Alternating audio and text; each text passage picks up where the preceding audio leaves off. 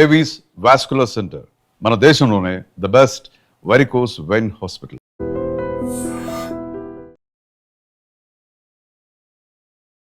నమస్తే రమగారు. నమస్తే జయ. రమగారు, ఒక సామెత చెప్తారు చూడండి, ఉరుమురువి మంగళం మీద పడిందంట. వాళ్ళు కొట్టుకు చచ్చిపోయి యుద్ధాలు చేసుకొని మనకి గ్యాస్ లేకుండా అయ్య బాబోయ్ అనే ఒక క్వశ్చన్ మార్క్ వచ్చేసి హాస్టల్స్ క్లోజ్ చేసేసి, హోటల్స్ క్లోజ్ చేసేసి, లిమిటెడ్ ఫుడ్ అని పెట్టి గ్యాస్ కూడా అప్పుడు మనకి ఫుడ్ ఐటమ్స్తో పాటు జిఎస్టీ బిల్ ఎలా ఉంటుందో కింద గ్యాస్ అని చెప్పి కూడా బిల్లు పెట్టేస్తున్నారు. ఇలానే కొనసాగితే అమ్మో అనిపించేస్తోంది. తర్వాత స్టవ్లు, గ్యాస్ సిలిండర్ అంటే ఎట్లానో బుక్ చేసుకుంటే రావట్లేదు. ఇండక్షన్ స్టవ్లు కూడా అవుట్ ఆఫ్ స్టాక్ అని పెట్టేశారటండి. అవును, ప్రెస్టీజ్ నేను అమెజాన్లో చూస్తే ప్రెస్టీజ్ ఇండక్షన్లు out of stock, temporarily not available. మనం అదేదో విజయవాడ వెళ్తూ ఒక చోటాగేమా లిమిటెడ్ ఐటమ్స్ అన్నారు, కొన్ని ఐటమ్సే ఉన్నాయన్నారు. వివేరాలో ఆగాము, ఓన్లీ లిమిటెడ్, లోపలికి అసలు ఎలా కూడా చేయలేదు, బయటే కూర్చోబెట్టారు, లిమిటెడ్ ఐటమ్స్ అని చెప్పారు. ఇప్పుడు గ్యాస్ బుక్ చేద్దామంటే ఇండియన్ వాళ్ళ గ్యాస్ ఇది ఉంది కదా 24 hours గ్యాస్ బుకింగ్ క్రాష్ అయిపోయిందిట, అది లేదు. ఇవాళ నేను బుక్ చేశా, బుక్ అయిందండి. ఇవాళ బుక్ అయింది, స్లోగా అవుతుంది. ఏది ఇండియనా భారత్? ఇండియన్, అది ఇండియనే. సో నేను ఇప్పుడు బుక్ చేశా. హెచ్పి వాళ్ళది ఓపెన్ అవుతోంది ముందే, అక్క ఇది ఉంది, అది కూడా నేను చేస్తాను. ఇండియన్ది మాత్రం 4 రోజుల నుంచి క్రాష్ అయ్యి ఇవాళ మార్నింగే ఓపెన్ అయింది. మామూలు గ్యాస్ డెలివరీ బాయ్ ఉంటాడు కదా, మనకు పరిచయం ఎన్ని ఏళ్ళ నుంచో ఉన్నాడు కదా బాబు అని ఫోన్ చేస్తే ఫోనే ఎత్తలా వాడు, తీసిపారేసాడు. నాకు ఒక డౌట్ వచ్చింది నమ్మగారు, సిలిండర్లు అయితే ఓకే, మాకేమో పైప్ లైన్స్ కదా, మన పరిస్థితి ఏంటి? అయ్యో బాబాయ్. ఇప్పుడు చూడు, మనకి నిత్యావసర వస్తువైనటువంటి గ్యాస్ మనం డిపెండెంట్స్గా ఉన్నాం, బయట నుంచి రావాలి మనకి. కానీ మన దగ్గర ఏం చేసాము, అసలు కట్టెల పొయ్యిలు, బొగ్గులు, రంపపొట్లు, బాయిలర్లు, అసలు నీళ్లు కాసుకోవటం అనే మొత్తం ప్రక్రియని పల్లెటూళ్ళతో సహా దీపం పథకం కింద అందరికీ గ్యాస్ సిలిండర్లే అలవాటు చేసుకున్నాం. కట్టెల పొగతోటి అది వస్తుంది, ఇది వస్తుంది, ఏమిటో నాశనం అయిపోతాయి, అడవులు నాశనం అయిపోతాయి. కట్టెల పొగ వల్ల అనారోగ్యాలు వస్తాయి. స్త్రీల ఆరోగ్యము, స్త్రీల శ్రేయస్సే చాలా ముఖ్యమని మన వాళ్ళు ఏం చేశారు, మంచే అయ్యుండొచ్చు. కానీ అసలు ప్రత్యామ్నాయ మార్గం లేని ఒక పరిస్థితి కాదు, దుస్థితిలోకి వచ్చాం. పరిస్థితి ఓకే, దాన్ని మనం అలవాటు పెట్టుకున్నాము. మనకి అవకాశాలు ఉన్నవి, చిన్న పొన్నవి, మనకు ముందు నుంచి ఉన్నవి ఏమనాలి, సంప్రదాయ విధానాలు మొత్తం అటకెక్కిచ్చాం. అవునవును, అటకెక్కిచ్చిన కొందరి దగ్గర ఇంకా కుంపట్లు ఉన్నాయి, కొందరి ఇళ్లలో ఇంకా వెనకాల పెరట్లో కాస్త పొయ్యి పెట్టుకుని 2 పుల్లలు వెలిగించి వేడి నీళ్ళు పెట్టుకోవటం, లేకపోతే ఏదైనా పిండి వంట చేయడానికి సిటీలో కూడా ఉంది.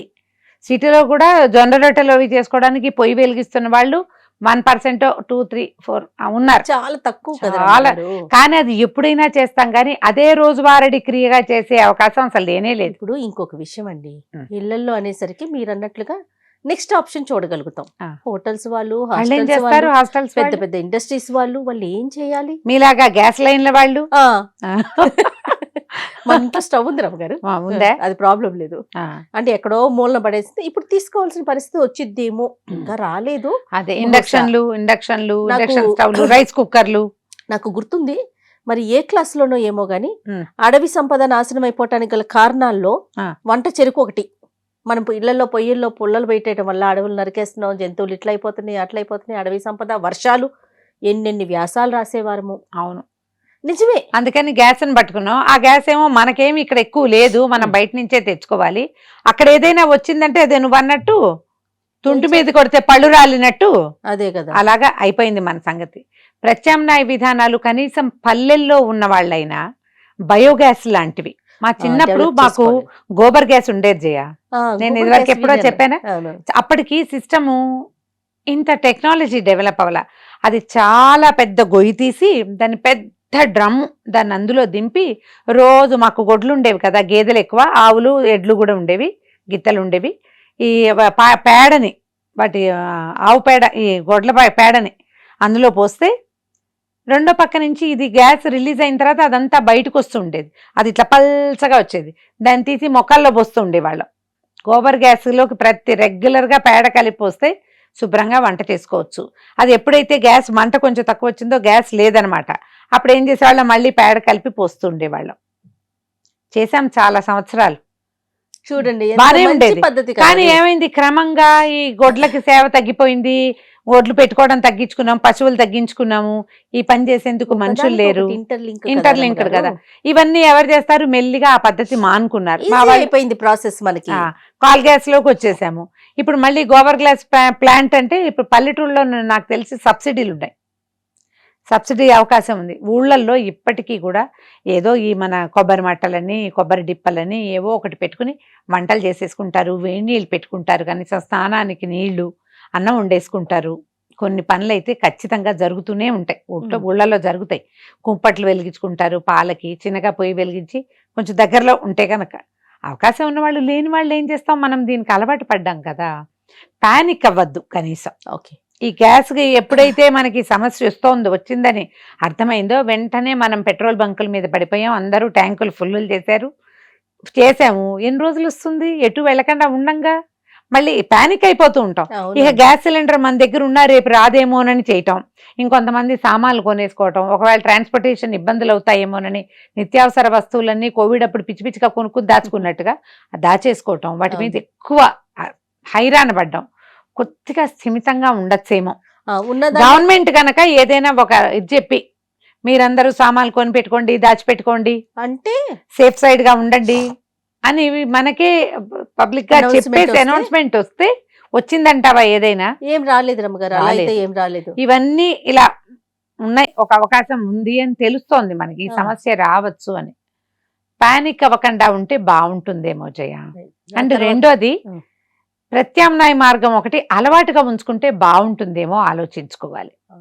తర్వాత అప్పుడు మీరు కూడా ఎప్పుడు చెప్తూ ఉంటారు, ఈ దేన్నైనా పొదుపుగా వాడుకోవాలి, వేస్ట్ చేయకూడదు, పొదుపు పొదుపు పొదుపు. నాకు అనిపిస్తుంది ఒక్కొక్కసారి కరోనా వచ్చి లాగి కొట్టెళ్ళింది మనల్ని. అవును, ఎలా హెల్దీగా ఉండాలి, ఎలాంటి హ్యాబిట్స్ అలవాటు చేసుకోవాలి, ఏం చేయాలని.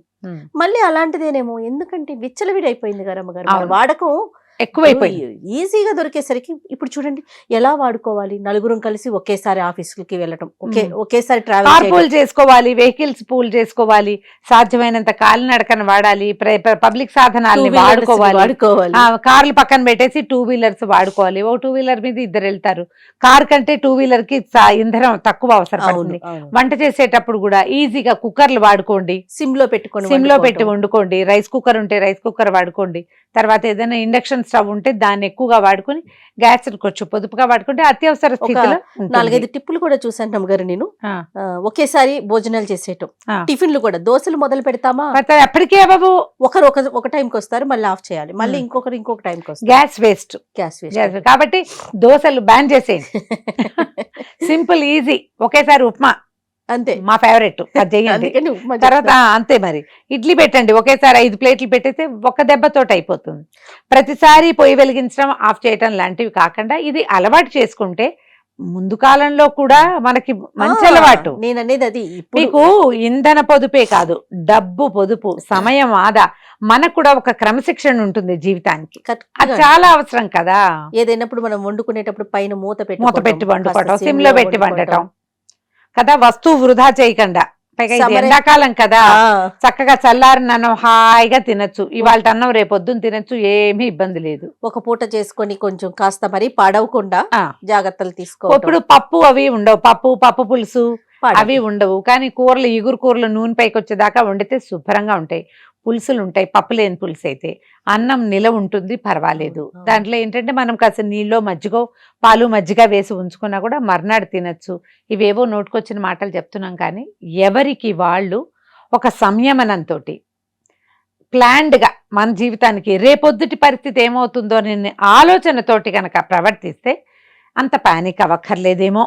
అవును, కానీ ఒక ప్రత్యామ్నాయ మార్గం ఎప్పుడు ఉంచుకోండి. ఖచ్చితంగా ఏ వస్తువునైనా జాగ్రత్తగా వాడండి, దానికి లైఫ్ ఎక్కువ ఉంటుంది.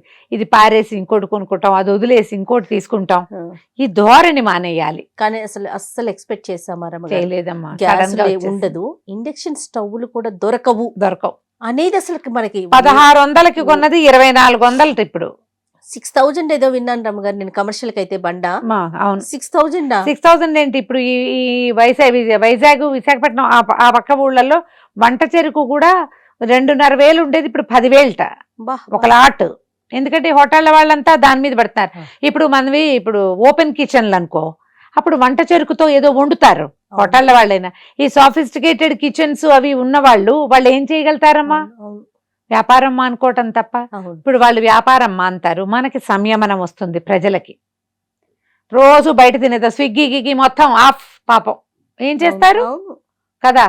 ఎంత మందికి జీవిక పోయినట్టు అయిపోయింది జయ. నెల వచ్చేసరికి ఏదో ఒకటి వస్తుందని ఆశిస్తాం కదా ఆశిస్తారు రమ్మగారు. పాపం. అదంతా ఆగిపోవట్లా. అవును అవును. ప్రతిదానికి ప్రత్యామ్నాయ మార్గం ఉండాలి, ఎస్, ప్రతి దాంట్లో పొదుపు ఉండాలి, ఏ విషయానికైనా సంయమనం ఉండాలి. ఇవి మనకి జీవితము అంటే యూనివర్స్ ఇట్లా నేర్పిస్తుంది. నేర్పిస్తుంది. ఒక 5-6 ఏళ్ళు 4 ఏళ్ల క్రితం కొన్ని నేర్పించింది. అంతకుముందు డిమానిటైజేషన్ అప్పుడు కొన్ని నేర్చుకున్నాం, పెద్ద నోట్ల రద్దు. అప్పుడు కొన్ని నేర్చుకున్నాం, కరోనా అప్పుడు కొన్ని నేర్చుకున్నాం, ఇప్పుడు కూడా కొన్ని నేర్చుకుని ఈ రోజుకి చేసి రేపు వదిలేయద్దు. కంటిన్యూ చేయాలి. కొన్నైనా కొంత ఆలోచన అయినా మనం కొంతకాలమైనా కంటిన్యూ చేస్తే అవి మనకి అలవాటు అవుతాయి. దానివల్ల పొదుపే గాని ఇంకా అంతకంటే ఏం లేదు, చెడు కాదు కదా.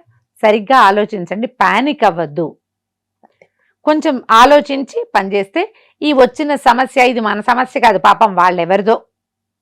మనం కూడా ఇందులోకి ఆ చక్రబంధంలో పడ్డాం. కొంచెం కేర్ఫుల్గా గనక మనం ముందుకెళ్ళామా హాయిగానే ఉంటుంది. గవర్నమెంట్ కొంచెం యాక్టివ్గా కనుక ఏదైనా చేసిందనుకో మనకి ఈ సమస్య తీరిపోవచ్చు. ఇప్పుడు మన మీద మనం కొంచెం కాస్త అదుపు సంయమనము ఏర్పరచుకుంటే మనకి జీవితాలకి ఇబ్బంది లేకుండా ఉంటుంది. నమస్తే. నమస్తే. And for more videos, Please subscribe to iDream. Please subscribe to iDream. Please subscribe iDream. And please subscribe to iDream. For more videos, subscribe to iDream. please like, share and subscribe to the channel. Congratulations, iDream. Subscribe to iDream. Subscribe to iDream. So subscribe to iDream Media. iDream కి iDream team అందరికి huge congratulations. Please subscribe iDream Media. Please subscribe to iDream. Subscribe iDream. Please subscribe to iDream. iDream అంటే నా కళల ఛానల్ను subscribe చేసుకున్న నోరు తిరుగుతలేదు, మీరైతే గంట గుర్తు కొట్టండి. For more such videos, please subscribe to iDream. Subscribe to iDream. Please subscribe to iDream. Please subscribe iDream Media. Please do subscribe to iDream. Please subscribe to iDream Media. For best entertainment and information, please subscribe iDream. And don't forget to subscribe to iDream.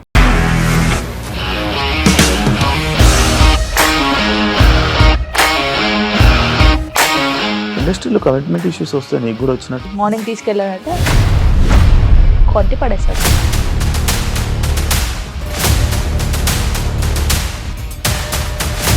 ఒక్కళ్ళు కూడా చూడలేదు ఈ cinema అని చెప్పడానికి కూడా చాలా ధైర్యం కావాలి. అది నిజం కదా, దాంట్లో ధైర్యం ఏంటి? నెక్స్ట్ డే ప్లేట్ మార్చేస్తే తప్పు కదా. As of now we are comfortable this అని నేను అనుకుంటున్నాను. రష్మిక గారిది మీది ఒకే ఊరు అంట కదా. నీకు కోపం వచ్చిందంటే బాగా తిట్టేత్తరా?